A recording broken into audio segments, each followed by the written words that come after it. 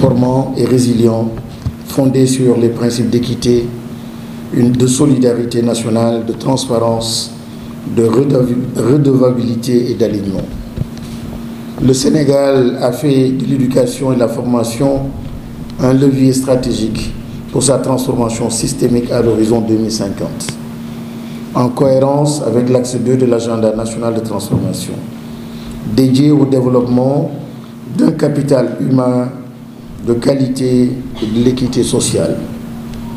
Nous savons que 64% de notre population a moins de 26 ans. C'est un défi donc, mais c'est surtout une opportunité historique, celle d'ériger cette jeunesse en moteur de progrès économique, d'harmonie sociale et de stabilité politique.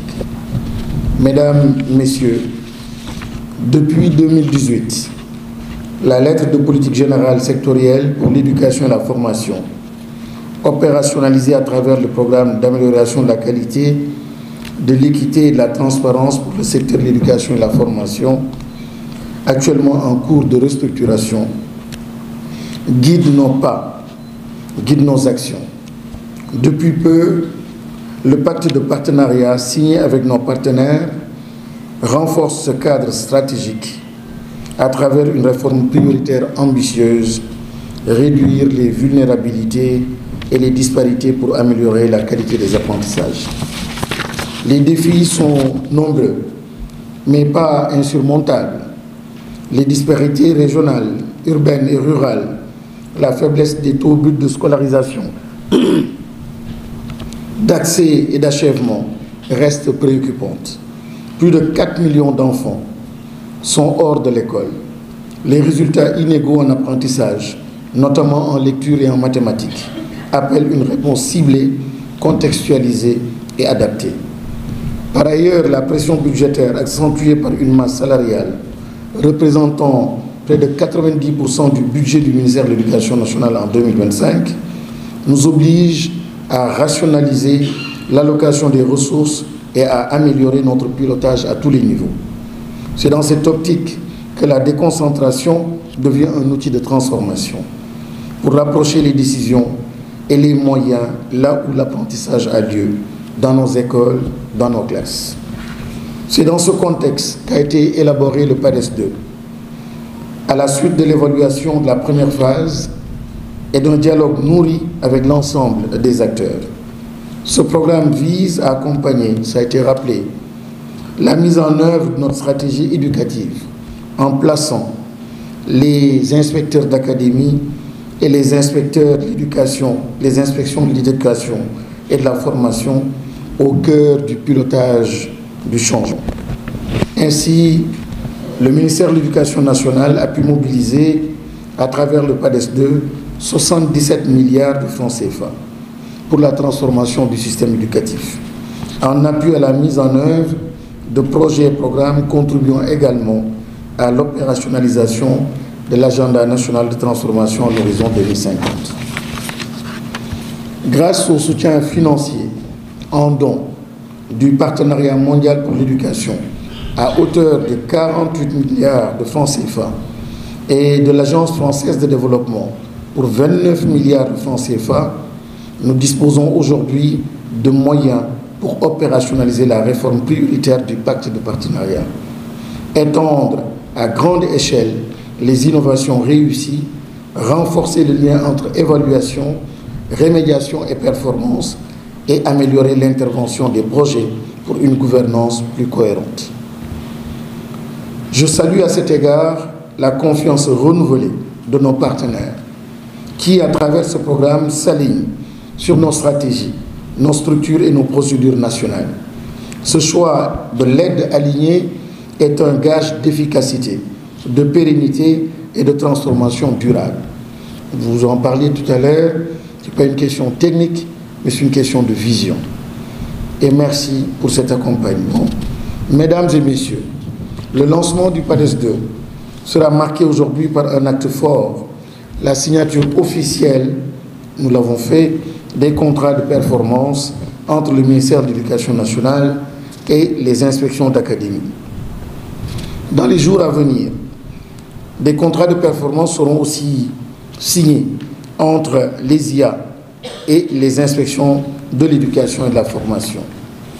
Ces contrats symbolisent notre vision d'une gouvernance éducative décentralisée, fondée sur des résultats mesurables, une transparence dans l'allocation des ressources et une responsabilisation accrue du niveau déconcentré afin de matérialiser notre vision. Faire évoluer notre système éducatif vers une société éducative, inclusive et efficiente pour enfin former, à l'horizon 2035, un citoyen bien adossé à son socle endogène de valeurs africaines et spirituelles, tout en étant préparé aux défis du développement durable, des sciences et technologies, du numérique et de l'intelligence artificielle. Conformément à l'orientation clairement affirmée par le président de la République lors de la conférence des administrateurs et managers publics, le 20 janvier 2025, je le cite, « J'en appelle à la généralisation du management de la qualité dans l'ensemble des structures publiques et parapubliques. Telle est la condition pour garantir la continuité de l'État. » Aujourd'hui, il s'agit en réalité de management public et de management de la qualité. Et je voudrais partager avec vous quelques citations que mon ami et frère, le ministre conseiller, certainement grand philosophe et écrivain, peut-être commentera. Pierre Bourdieu qui dit « Le langage savant peut fonctionner comme un instrument de pouvoir, permettant de maintenir une distance entre ceux qui savent et ceux qui ne savent pas. » Bruno Latour dit, parlant des scientifiques, construisent des mondes fermés avec leur jargon, non pour mieux expliquer, mais pour rendre l'accès difficile à ceux qui ne sont pas initiés. Et Paul Feyerabend qui dit « La science ne diffère pas de la mythologie, sauf qu'elle est devenue une mythologie protégée par des institutions et un langage inaccessible. » Alors, pourquoi je parle de tout cela? C'est qu'on parle de management de la qualité, de contrat de performance, mais je voudrais que le discours soit accessible. Il s'agit de qualité. Et quand on parle de qualité, c'est de servir le bénéficiaire. Donc, tous nos discours, toutes nos actions, les contrats de performance, toutes les réunions, toutes les rencontres, in fine, on doit tout simplement sentir que ça change dans l'école et que l'enfant change, l'élève change. Le dire ainsi, pour moi, a beaucoup d'importance parce que je veux mettre le doigt et l'accent sur la question de la qualité. Et c'est un état d'esprit. On peut signer 1000 contrats de performance, mais si le logiciel ne change pas, rien ne changera. Il nous faut qu'à tous les niveaux, au niveau central comme déconcentré, toutes les familles d'acteurs et tous les acteurs, que nous portions ce sujet, cette grande question de la qualité. La qualité ne peut pas être importée, ce n'est pas suite à des réunions, ce n'est pas suite à des rencontres, ça doit être en forte corrélation, le slammer le rappelait tout à l'heure, à nos valeurs, à des convictions. Et dans notre vision, nous avons parlé de valeurs endogènes et spirituelles. Encore une fois, j'invite chacun de nous à loger cette logique-là, cette dimension de la qualité, dans cette sphère des valeurs que nous portons, auxquelles nous croyons. Servir parce que l'école est importante, accompagner l'enfant qui n'est malheureusement même pas ici dans cette salle, et nous parlons de lui, nous voulons, il est le dernier bénéficiaire, mais il faudrait tout simplement, en âme et conscience, que la question de la qualité soit au cœur de nos préoccupations. Et ce n'est pas une affaire de moyens et de ressources financières ou physiques ou logistiques. C'est d'abord essentiellement une question de ressources intangibles liées à notre façon de voir les choses, à nos rapports, à notre environnement. J'ai vu, et je le rappelle souvent, quand j'étais tout jeune, je donne souvent l'exemple des baraques que je visitais à la Médina ici, dans des conditions très modestes, mais je me souviens de la beauté de ces baraques. Il n'y avait pas de ciment, zéro ciment, il n'y avait que du sable, mais les bonnes dames, très tôt le matin, avaient le petit tamis pour rendre donc ce sable-là tellement magnifique dans les cours, avec donc des baraques tout en bois, mais quand on rentrait à l'intérieur, c'était tellement magnifique, parce qu'ils avaient une culture de l'hygiène, ils avaient un esprit de qualité, ils avaient une démarche, une dignité simplement. Malgré les maigres moyens qu'ils avaient, l'environnement était magnifique. Et j'ai vu ici aussi, j'ai visité des écoles, dans des quartiers dits pauvres ou modestes, mais ces écoles, je les prends comme étant des modèles de référence. Dans des bidonvilles, mais les proviseurs ou les responsables, les acteurs, ont su transformer donc ces écoles dans un environnement extrêmement modeste, difficile, en faire donc des joyaux. C'est un état d'esprit, une façon de fonctionner. Donc les contrats de performance que nous signons aujourd'hui, nous devons absolument comprendre qu'il s'agit de qualité. Quand on parle de qualité, pas pour faire fancy, mais simplement respect. Respect, ajuster la chose, tout ce que nous faisons à nos convictions profondes. Quand l'élève est important, quand la classe est importante, quand les cours c'est important, quand l'hygiène est importante, quand la discipline est importante, quand les valeurs sont importantes, il faut savoir les mesurer. Et il s'agit simplement de faire l'exercice, la mesure de ce qui est important pour nous. C'est juste ça. Comme me disait un de mes enseignants, si j'apprends à mon enfant tous les matins ou tous les soirs avant d'aller se coucher, as-tu éteint les lumières une fois, le lendemain, tu le réveilles, as-tu éteint les lumières, descends, on va voir, est-ce qu'au niveau du garage c'est éteint, il comprendra que cet indicateur est important. Et petit à petit, la culture d'éteindre les lumières ou de la gestion de l'économie d'énergie devient une culture qui s'installe dans la famille. Donc, mesurons, apprenons à mesurer ce qui est important pour nous. Et nous l'avons dit, nous le disons à travers l'unité, nous le disons partout, il s'agit maintenant de capitaliser. Ceux qui sont dans le système savent mieux que moi ce qui va, ce qu'il faut. Il y a des exemples concrets. Hier, nous étions donc dans une exposition ici. J'ai vu ce que le CM Kennedy fait, qui est magnifique.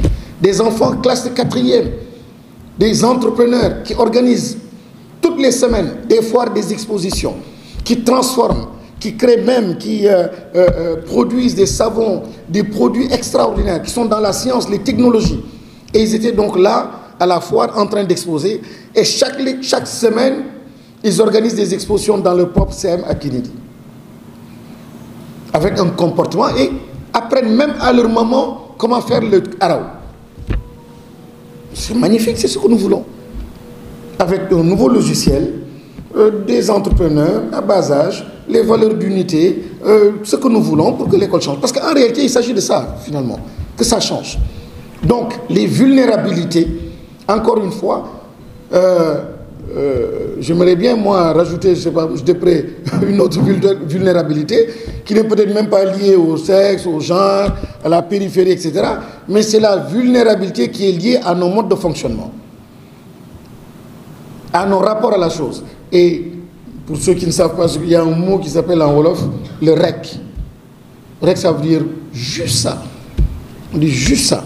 On dit REC. Je dis le REC est plus dangereux que le virus du corona, là. Le REC a tué les bébés à l'hôpital de Tivaouane. Le REC amène des immeubles à s'effondrer. Le REC occasionne énormément d'accidents. La voiture est belle, elle a coûté cher, on a payé le chauffeur, tout est là. Mais le REC, quand vous dites, mais va faire tes pneus, il dit non, il n'y a que ça, le REC tu laisses. Mais ce REC devient dangereux. Et donc, dans nos écoles, le REC doit être un virus que nous devons absolument combattre et tuer. Parce que c'est ce petit détail qui va faire la différence dans nos écoles. Et j'ai vu, simplement, le REC, tout est beau, les bâtiments sont là, mais il n'y a pas d'arbres. Le REC est absent. Et on parle d'éducation aux valeurs, ainsi de suite. Donc, je lance une réforme structurelle au sein du ministère de l'Éducation nationale pour l'instauration d'un système intégré de management de la qualité, Et d'ailleurs, la bonne nouvelle, c'est que au sein du ministère de l'Éducation nationale, la première d'âge qui a été certifiée aux normes qualité, c'est le ministère de l'Éducation nationale. Il y a 2 semaines, nous avons, pour la première fois dans toute l'histoire du Sénégal, été dans cette politique qualité et nous avons fait certifier les procédures, les process, et nous avons aujourd'hui donc cette fierté donc, que nous partageons avec vous, ces résultats. Et l'idée, c'est d'amener toutes les directions à s'inscrire dans cette démarche qualité. Mais au-delà de cela, le rêve, c'est d'amener les établissements à être aussi dans une démarche qualité.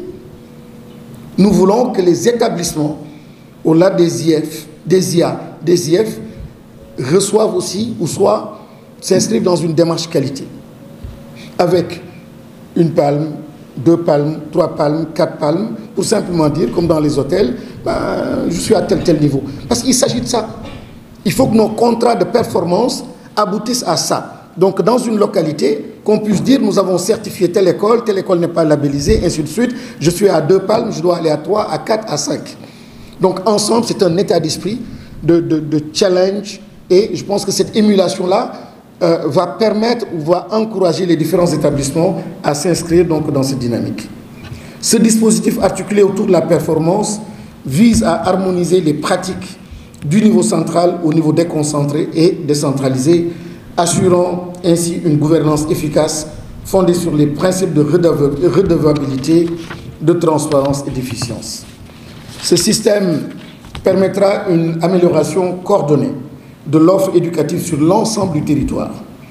En complément, une politique de labellisation progressive des établissements d'enseignement public comme privé sera mise en place. Cette initiative, portée par l'INAC-EDU, Institut national d'assurance qualité pour l'éducation que nous mettrons en place, visera à reconnaître les structures conformes aux exigences de qualité définies par les référentiels nationaux. Elle constituera un levier de valorisation des bonnes pratiques de simulation de la concurrence saine et d'enracinement d'une culture de l'excellence, de l'amélioration continue dans l'éducation au Sénégal.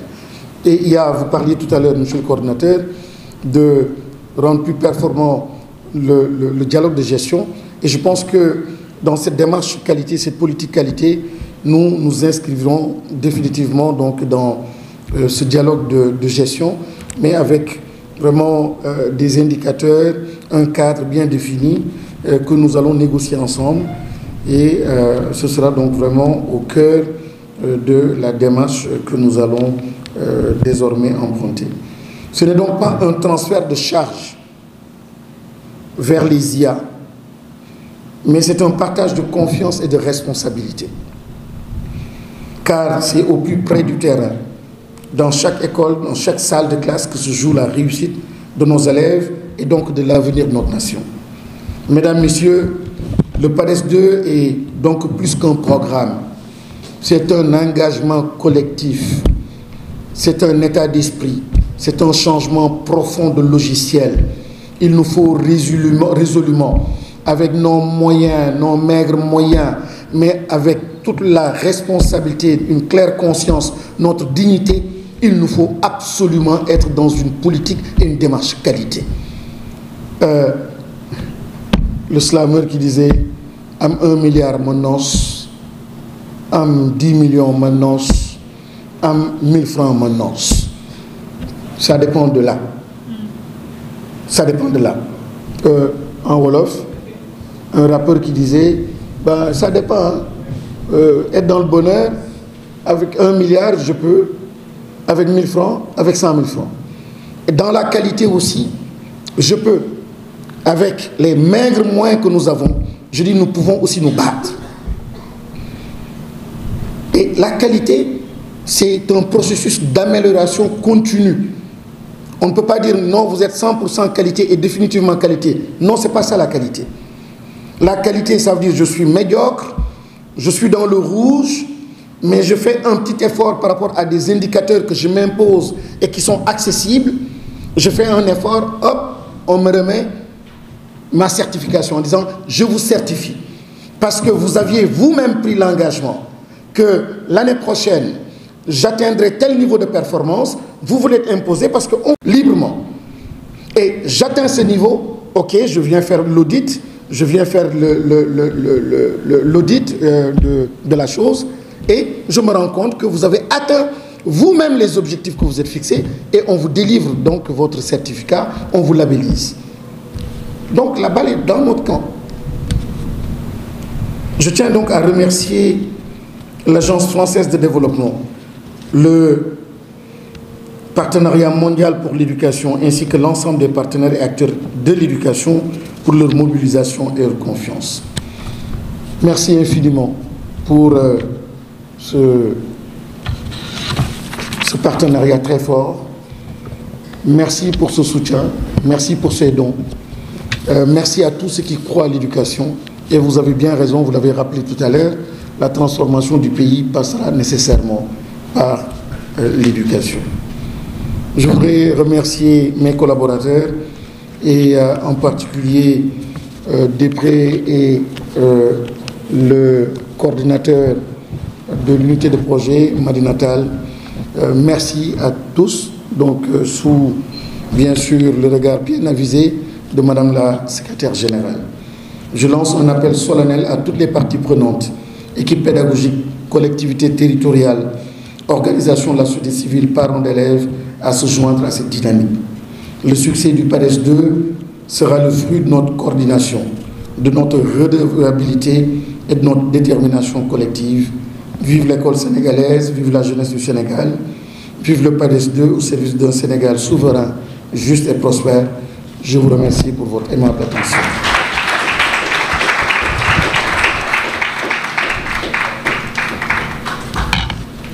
Merci beaucoup, Monsieur Moustapha Mamba Guirassy, ministre de l'Éducation nationale, qui lançait donc ainsi cette phase du PADES. Alors, Monsieur le ministre, pour rester sur la métaphore du NOS, comme le disent de façon triviale les jeunes,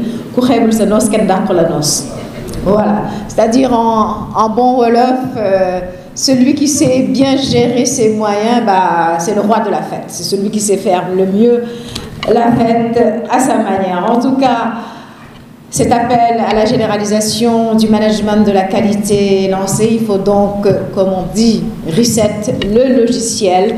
Et nul doute qu'avec cet ambitieux programme qui voit sa phase 2 lancée aujourd'hui, on y arrivera petit à petit. Et n'oubliez pas la signature des contrats de performance entre les IA et les IF, c'est bientôt. Donc, nous vous remercions d'avoir été là ce matin. Plein succès au PADES 2 et nous bouclons tout cela de façon chaleureuse au cours d'un cocktail. Bonne journée, bonne fin de semaine.